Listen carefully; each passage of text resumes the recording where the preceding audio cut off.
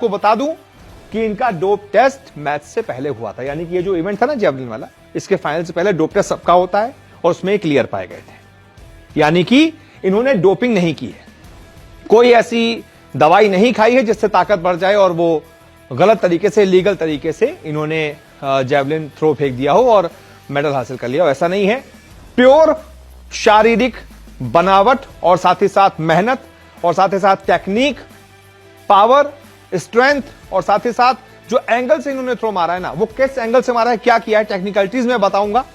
और साथ ही साथ जो इनको बचपन से मिला है ना, बचपन से जो इनको एक हाइट मिली है, एक वो कहते हैं ना, हर्षा भोगले ने इनको पूरी तरीके से डिस्क्राइब कर दिया है। हर्षा भोगले ने जब ये इवेंट हो रहा था, इन्होंने गोल्ड मेडल जीता, तो इन्होंने, हर्षा भोगले पहले भी उसको क्रिकेट में भी इस्तेमाल कर चुके हैं, एक फ्रेज को, इनको बुचर बताया, इनको बुचर बताया और इनको यानी कि नीरज चोपड़ा को सर्जन बताया। अब बुचर और सर्जन में क्या डिफरेंस है, अब आप ये समझिए। एक तरीके से इनको कसाई बताया और नीरज चोपड़ा को सर्जन बताया। दोनों ही काटते पीटते हैं, दोनों का ही काम है एक तरीके से बदन को काट देना पूरा एक तरीके से, तो ये, लेकिन तरीका अलग अलग होता है ना, कसाई अलग तरीके से काटता है, सर्जन एक अलग तरीके से, करीने से, एकदम तरीके से। तो ये डिफरेंस है इनमें और नीरज चोपड़ा में। अब मैं आपको बताता हूं कि चीजें कैसे बदलती हैं। देखिए, ये पुरुष जेवलिन में पाकिस्तान के नदीम ने ओलंपिक में एक नया रिकॉर्ड बनाया। सबसे पहले तो ये जान लीजिए, टोक्यो ओलंपिक में नदीम 5वें स्थान पर रहे थे, ठीक है।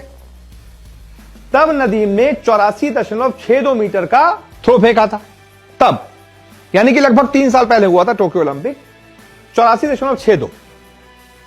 अब उसके बाद 3 साल के अंदर नदीम 84.62 से टोक्यो के बाद लगभग 3 साल के बाद अभी पेरिस में 92.97 मीटर तक पहुंच गए।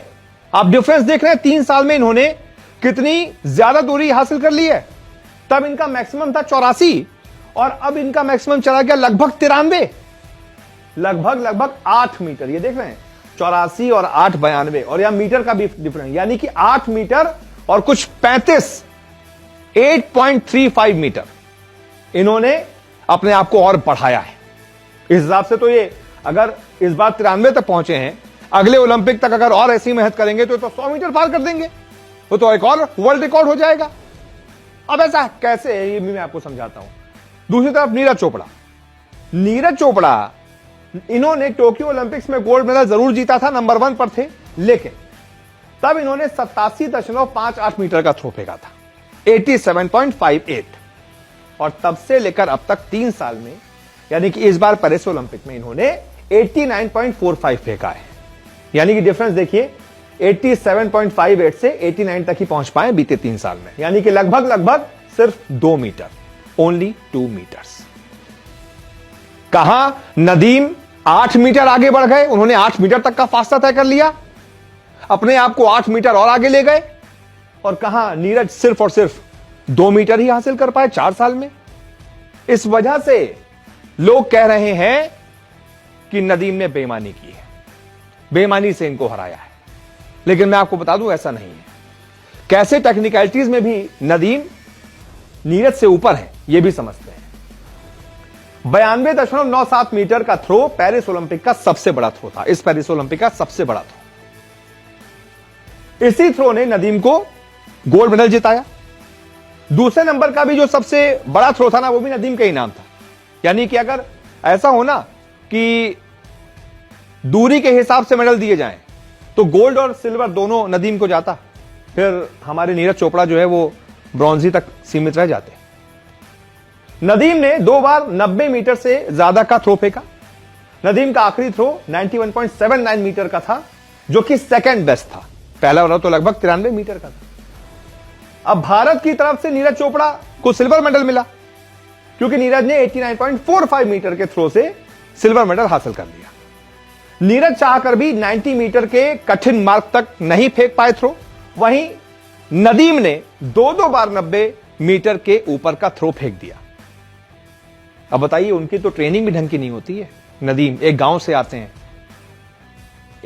आते हैं, एक ऐसे मैदान पर प्रैक्टिस करना शुरू किया था, घास भी नहीं होती है जहां पर, वो जो आपके घर के आसपास मैदान होते नहीं है, लावारिस मैदान, कोई देख रेख नहीं करता, वैसे मैदान से प्रैक्टिस शुरू की थी।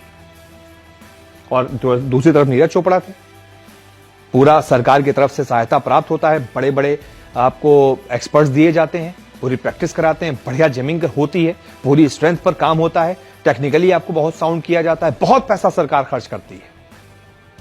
उसके बावजूद नीरज सिर्फ 2 मीटर बढ़ पाए बीते 4 साल में और नदीम 8 मीटर बढ़ गए। ये कैसे, इस पर ही बात करते हैं।